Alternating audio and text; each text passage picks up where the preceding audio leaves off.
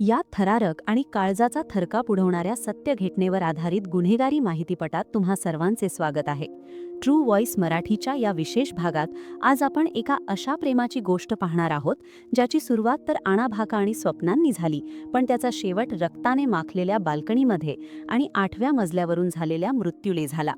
प्रेम, ज्याला आपण जगातील सर्वात पवित्र बंधन मानतो, जिथे दोन जीव एकमेकांसाठी प्राण द्यायला तयार असतात, पण याच जगात अशाही काही घटना घडतात जिथे प्रेमाचा हाच दावा दुसऱ्याचा जीव घेताना जराही डगमगत नाही. मग ते नातं लग्नाआधीचं असो वा लग्नानंतरचं, जेव्हा प्रेमाची जागा वेडेपणा आणि स्वार्थ घेतो तेव्हा समोरच्या व्यक्तीचं अस्तित्व संपवायलाही लोक मागे पुढे पाहत नाहीत. पण ज्या नात्याचा पायाच रक्ताने भरलेला असतो त्याचं भविष्य कधी सुखकर असू शकतं का? आजची ही कहाणी एखाद्या बॉलिवूड चित्रपटासारखी वाटेल, कारण यात प्रेम आहे, वासना आहे, धोका आहे, सूड आहे आणि सर्वात भयानक म्हणजे एका पोटच्या गोळ्याची शपथ घेणाऱ्या आईचा निर्घृण खून आहे. या भीषण गुन्ह्याची ठिणगी पडली 2015 मध्ये. दिल्लीच्या जवळ असलेल्या एका हाय प्रोफाईल सोसायटीमध्ये शिफाली भसीन नावाची एक 32 वर्षांची महिला राहायची. शिफाली ही व्यवसायाने फ्रीलान्स जर्नलिस्ट होती, शिकलेली, सवरलेली आणि एका चांगल्या कुटुंबातली.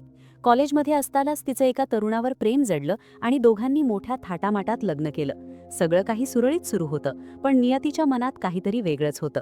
शिफाली आणि तिच्या पतीने त्यांच्या मालकीचा एक फ्लॅट विकण्याचं ठरवलं. हा फ्लॅट त्याच सोसायटीमध्ये होता. हा व्यवहार झाला विक्रम चव्हाण नावाच्या एका व्यक्तीशी. विक्रम हा साधारण शिफालीच्याच वयाचा होता.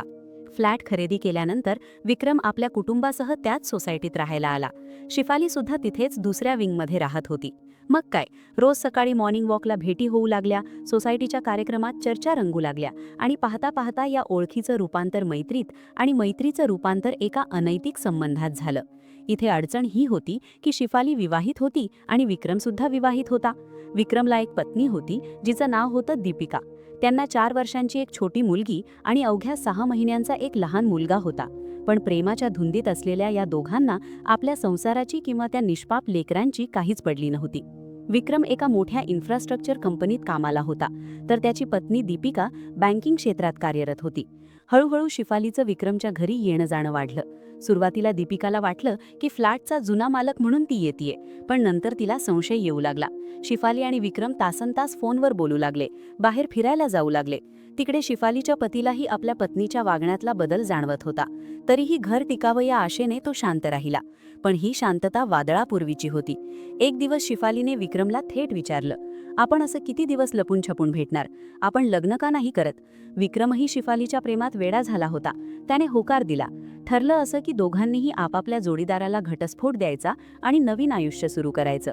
शिफालीने आपल्या पतीला विश्वासात घेतलं आणि सांगितलं की तिचं कोणा दुसऱ्यावर प्रेम आहे. तिचा पती स्वभावाने खूप सरळ होता. त्याने शिफालीच्या सुखासाठी तिला घटस्फोट द्यायला संमती दिली. पण खरी समस्या विक्रमच्या बाजूने होती. जेव्हा विक्रमने दीपिकाकडे घटस्फोटाची मागणी केली तेव्हा तिच्या पायाखालची जमीनच सरकली. तिने त्याला समजावण्याचा खूप प्रयत्न केला.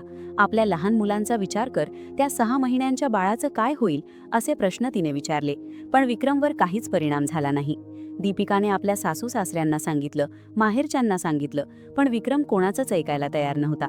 शेवटी दीपिकाने ठामपणे सांगितलं, काहीही झालं तरी मी तुला घटस्फोट देणार नाही. आता शिफालीचा दबाव वाढत होता. त्यातच तिने विक्रमला एक बातमी दिली ज्याने विक्रम हादरला. शिफाली 6 महिन्यांची गरोदर होती. तिने अट घातली की बाळ जन्माला येण्यापूर्वी आपल्याला लग्न करावंच लागेल आणि त्यासाठी दीपिकाचा काटा काढणं गरजेचं आहे. एप्रिल 2018 मध्ये शिफाली आणि विक्रम लडाखला फिरायला गेले होते.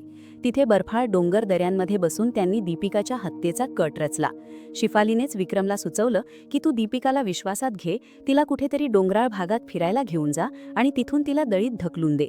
जगाला वाटेल की हा एक अपघात होता. हा भयानक कट अंमलात आणण्यासाठी ऑक्टोबर 2018 मध्ये विक्रमने दीपिकाशी चांगलं वागायला सुरुवात केली.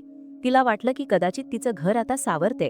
24 ऑक्टोबर 2018 रोजी विक्रमने तिला नैनितालला फिरायला नेलं.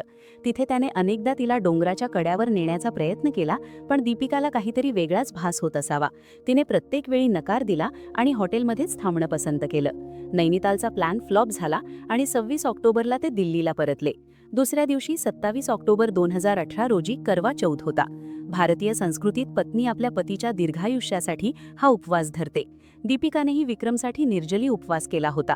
पण तिला काय माहीत की ज्याच्या आयुष्यासाठी ती प्रार्थना करतेय तोच तिचा काळ बनून समोर उभा आहे. तिकडे शिफालीचा संताप अनावर झाला होता. तिने विक्रमला सतत मेसेज आणि ईमेल करायला सुरुवात केली. तिने त्याला लूजर म्हटलं. तू तुझ्या पत्नीसोबत करवा चौथ साजरा करतोयस आणि मी इथे तुझ्या बाळाची आई होणार आहे. तू एक साधं काम करू शकत नाहीस का? अशा शब्दात तिने त्याला चिथावलं. रात्रीची वेळ होती. करवा चौथची पूजा आटोपली होती. गुरुग्रामच्या फरीदाबाद रोडवरील त्या 8व्या मजल्यावर विक्रम आणि दीपिकामध्ये जोरदार भांडण सुरू झालं.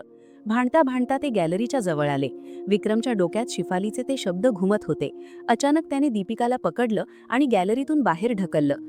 खाली पडताना दीपिकाने ताकदीने विक्रमचा हात पकडला. ती लटकत होती.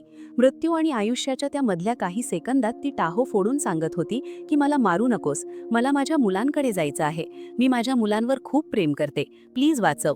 पण विक्रमच्या डोळ्यावर क्रूरतेची पट्टी बांधली गेली होती. त्याने तिची पकड ढिली केली आणि दीपिका 8व्या मजल्यावरून थेट जमिनीवर कोसळली. विशेष म्हणजे शेजारच्या फ्लॅटमधील एका व्यक्तीने हे सगळं दृश्य पाहिलं होतं आणि दीपिकाचा तो शेवटचा टाहोही ऐकला होता. विक्रमने लगेच खाली धाव घेतली, नाटक केलं, आरडाओरड केला. पोलिसांना सांगितलं की हा एक अपघात होता. गॅलरीतून पाय घसरून ती पडली. पोलिसांनी सुरुवातीला अपघाती मृत्यूची नोंद केली, पण दुसऱ्याच दिवशी जेव्हा दीपिकाचे वडील आले तेव्हा त्यांनी हत्येचा संशय व्यक्त केला. पोलिसांनी विक्रमचा फोन आणि ईमेल तपासले तेव्हा त्यांना धक्काच बसला. शिफाली आणि विक्रममधील त्या सर्व संवादात हत्येचा पूर्ण कट उघड झाला होता. 29 ऑक्टोबरला पोलिसांनी विक्रम आणि शिफाली या दोघांनाही अटक केली. तपासादरम्यान तो शेजारी सुद्धा साक्षीदार म्हणून पुढे आला, ज्याने आपल्या डोळ्यांनी हे कृत्य पाहिलं होतं. कोर्टात खटला चालला, पण काही काळानंतर शिफालीला जामीन मिळाला, कारण ती गरोदर होती आणि माणुसकीच्या नात्याने तिला बाहेर सोडण्यात आलं. ज्या महिलेने एका आईची हत्या करण्यासाठी चिथावणी दिली तिलाच आई होणार म्हणून सवलत मिळाली. हा कायद्याचा एक विचित्र विरोधाभास होता. आज विक्रम जेलमध्ये आहे. त्याचं घर उद्ध्वस्त झालंय. ती 2 निरांगुस मुलं आज अनाथ झाली आहेत. ज्या प्रेमासाठी त्याने हा गुन्हा केला त्या प्रेमाने त्याला अंधार कोठडीत धाडलं. जर त्याने थोडा विचार केला असता की ज्या आईला मारण्यासाठी शिफाली त्याला प्रवृत्त करत होती ती शिफाली त्याच्या मुलांची आई कधीच होऊ शकली नसती. प्रेम हे निर्माण करण्यासाठी असतं, संपवण्यासाठी नाही. हा माहितीपट तुम्हाला कसा वाटला हे आम्हाला कमेंट्समध्ये नक्की सांगा. अशाच आणखी थरारक आणि सत्य घटनांवरील गोष्टी पाहण्यासाठी ट्रू व्हॉइस मराठी या चॅनलला लाईक करा, शेअर करा आणि सबस्क्राईब करायला विसरू नका.